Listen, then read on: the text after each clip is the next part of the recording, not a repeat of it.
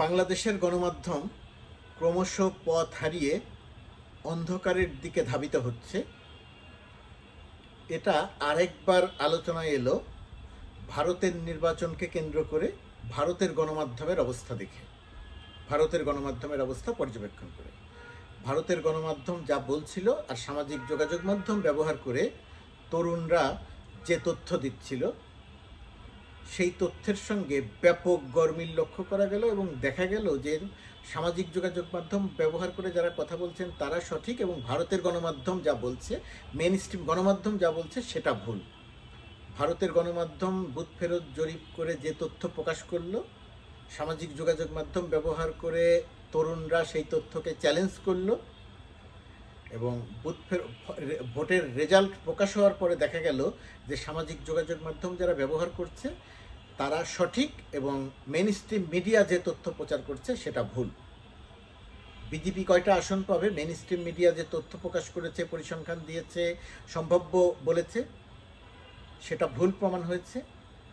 সামাজিক যোগাযোগ মাধ্যম যেটা বলেছে সেটা সঠিক প্রমাণ হয়েছে। অর্থাৎ ভারতের গণমাধ্যম বর্তমান সময়ে একটা ভয়ঙ্কর আস্থা সংকটে পড়েছে, এক ধরনের অস্তিত্ব সংকটে পড়েছে সেটাও বলা যায়। একই সঙ্গে সামাজিক যোগাযোগ মাধ্যম ব্যবহার করে যারা কথা বলছিলেন, যারা ভারতের গণমাধ্যমকে চ্যালেঞ্জ করছিলেন, তাদের এই চ্যালেঞ্জ বিষয়ে এই ফলাফলের আগে পর্যন্ত বোঝা যাচ্ছিল বা বলা হচ্ছিল যে গণমাধ্যমের সামনে সামাজিক যোগাযোগ মাধ্যমের এই সমস্ত চ্যালেঞ্জ মোটেই গুরুত্ব পাবে না। কিন্তু বাস্তবতা হচ্ছে এখন সামাজিক যোগাযোগ মাধ্যমের চ্যালেঞ্জ বা যারা করছে তারাই এখন সত্য এবং জনমতে এক ধরনের ভিত্তি পেয়েছে, আর গণমাধ্যম জনমতে এক ধরনের ভিত্তিহীন অবস্থা তৈরি হয়েছে। কি ভয়ঙ্কর একটা ব্যাপার, কি একটা অবস্থা তৈরি হয়েছে ভারতে। এই জায়গাটিতে তুলনা করে বলা হচ্ছে যে বাংলাদেশের মিডিয়া সত্য বলে না, বাংলাদেশের মিডিয়া এক ধরনের প্রচার এবং এক ধরনের প্রোপাগান্ডার অংশীজন হয়ে গেছে। সরকার যা বলে, যেভাবে বলে সেইভাবে তারা কথা বলে। এটা গড়ে প্রচারণা, সব ক্ষেত্রে এটা সত্যি নয়। কোনো কোনো মিডিয়া বাংলাদেশে, কোনো কোনো গণমাধ্যম সত্যিকার অর্থেই সাংবাদিকতা করার চেষ্টা করছে, কিন্তু একটা বড় অংশের গণমাধ্যম সাংবাদিকতার বাইরে গিয়ে এক ধরনের চাটুকারিতা, এক ধরনের তোষামোদী আচরণ করছেন। সেটা বোঝা যায় কখন? সেটা বোঝা যায় প্রধানমন্ত্রীর সংবাদ সম্মেলনে যখন আমাদের বড় বড় সাংবাদিকরা সেখানে গিয়ে উপস্থিত হন, তখন বোঝা যায় যে গণমাধ্যম তুমি পথ হারাইয়েছ। কেউ প্রশ্ন করতে পারে না, কেউ প্রশ্ন করে না, কেউ প্রশংসা করে, কেউ তোষামোদী করে, এটা দেশের মানুষ দেখে। এই যে গণমাধ্যমের ভাবমূর্তি, সেই ভাবমূর্তির জায়গাতে ক্রমশ সামাজিক যোগাযোগ মাধ্যম গুরুত্বপূর্ণ হয়ে উঠছে। অথবা সামাজিক যোগাযোগ মাধ্যম যদি ধরে নেই যে গুরুত্বপূর্ণ হচ্ছে না, যদি ধরে নেই যে সামাজিক যোগাযোগ মাধ্যম কখনো মেন স্ট্রিম গণমাধ্যমের প্রতিদ্বন্দ্বী হবে না, যদি ধরে নেই যে সামাজিক যোগাযোগ মাধ্যমের কথা মানুষ শেষ পর্যন্ত গিয়ে বিশ্বাস করবে না, কারণ এখানে এডিটের কোনো ব্যাপার নেই, যার যা ইচ্ছা সে সেটা বলছে, এই সমস্ত প্রভৃতি কথা যদি ধরেও নেই, তবুও বাংলাদেশের পরিপ্রেক্ষিতে বলতে হবে যে বাংলাদেশের গণমাধ্যম একটা ভয়ঙ্কর আস্থা সংকটে পড়েছে, বাংলাদেশের গণমাধ্যম একটা ভয়ঙ্কর বিশ্বাস সংকটে পড়েছে। বাংলাদেশের গণমাধ্যম যা বলে দেশের মানুষ মনে করে যে গণমাধ্যম যা বলছে এটা আদৌ সত্যি কিনা। এই অবস্থাটা তৈরি হলো কেন? আমাদের 90-এর দশকে, 90 সালের পর থেকে বাংলাদেশে গণমাধ্যমের একটা স্বর্ণযুগ শুরু হয়েছিল। বহু নতুন নতুন গণমাধ্যম তৈরি হচ্ছিল। শিক্ষিত, একাডেমিক শিক্ষায় শিক্ষিত মেধাবী তরুণরা এসে সংবাদ মাধ্যমে যোগ দিচ্ছিলেন, টেলিভিশনে, প্রিন্ট মিডিয়ায়, অনলাইনেও কিছু কিছু। কিন্তু তার পরবর্তীতে আমাদের যে সাংবাদিকতা, আমাদের যে সাংবাদিকদের সংগঠন, আমাদের যে সাংবাদিক নেতা, তারা রাজনীতিটাই করেছে, দলীয় রাজনীতি। গণমাধ্যমের জন্য কোনো কাজ করেনি, সংবাদকর্মীদের জন্য কোনো কাজ করেনি। এটা অনেকেই স্বীকার করবেন না, একেবারে গড়ে হয়তো বলা হয়ে গেল, কেউ কেউ হয়তো করেছেন, কিন্তু গড়পরতা যদি কথা বলি সেটা তাই বলতে হবে। তারা নানা রকম আপোষ ফর্মুলার মধ্যে চলে গেছে এবং বর্তমান সময়ে এসে সেটা একটা প্রকট আকার ধারণ করেছে।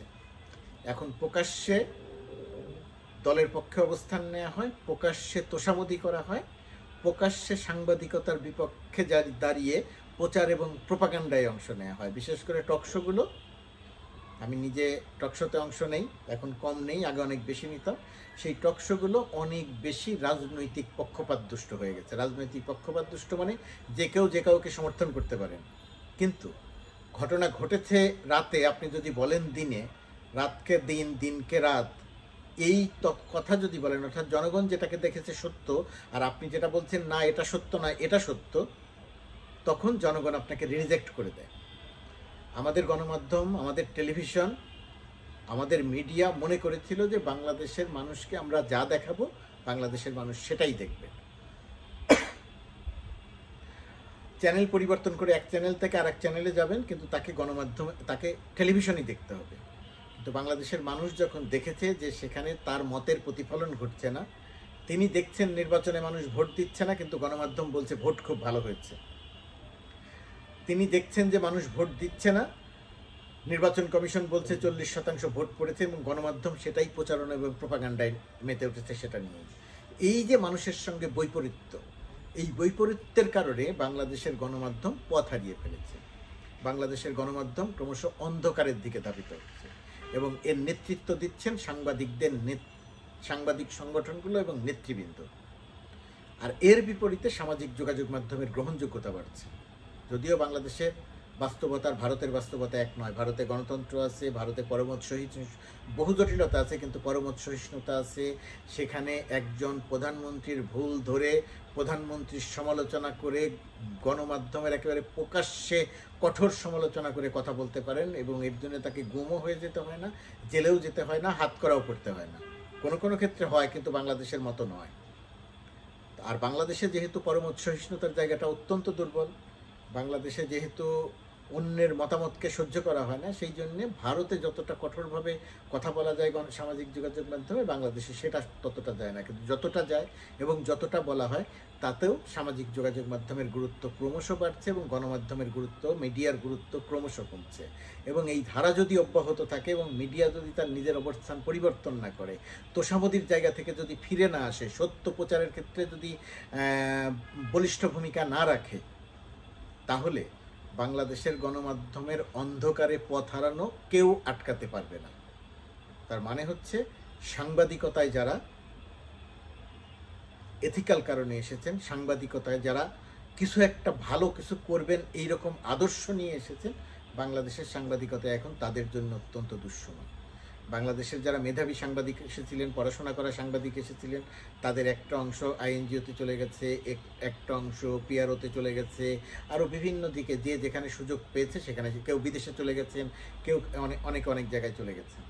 এখনও যারা আছেন তাদের মধ্যেও এক ধরনের, যারা প্রকৃত সাংবাদিকতা করতে চান তাদের মধ্যে এক ধরনের হতাশা আছে। তারাও চলে যাওয়ার হয়তো চিন্তা করছেন, সুযোগ পেলে হয়তো চলে যাবেন বড় একটা অংশ, কেউ হয়তো শেষ পর্যন্ত দেখবেন। কিন্তু আমাদের এখানে অবস্থাটা অত্যন্ত প্রতিকূল হয়ে উঠছে। গণমাধ্যম বা মিডিয়ার অবস্থাটা ক্রমশ অন্ধকারের দিকে ধাবিত হচ্ছে, যেটা একটা দেশের জন্য মোটেই মঙ্গলজনক কিছু নয়। এরকম অবস্থার থেকে উত্তরণের পথটা কি? উত্তরণের একমাত্র পথ গণমাধ্যমের তার দায়িত্ব পালন করা। সরকার কাজ করবে, ভালো কাজের বাইরে সরকার যে কাজগুলো ঠিক করছে না সেটার কথা বলতে হবে। সরকারের সমালোচনা করা মানে দেশের সমালোচনা করা নয়। সরকারের সমালোচনা করা মানে সরকারকে সঠিক পথে রাখা। সরকারের তোষামোদী করা মানে সরকারকে ভুল করতে উৎসাহিত করা। আমাদের গণমাধ্যম এখন নিজের সুবিধার জন্যে, নেতৃবৃন্দ, বড় সাংবাদিকরা নিজেদের সুবিধার জন্যে এক ধরনের তোষামোদী করছেন। সরকারকেও নিজে ভুল পথে পরিচালিত হচ্ছেন, সরকারকেও ভুল পথে পরিচালিত করছেন। এই গণমাধ্যম মানুষের কাছে গ্রহণযোগ্যতা পাবে না, মানুষ এদেরকে রিজেক্ট করবে। অর্থাৎ এই ধারাই যদি অব্যাহত থাকে, তাহলে বাংলাদেশের গণমাধ্যমের ভবিষ্যৎ সত্যি অন্ধকার থেকে আরও বেশি গাঢ় অন্ধকারের দিকে ধাবিত হবে।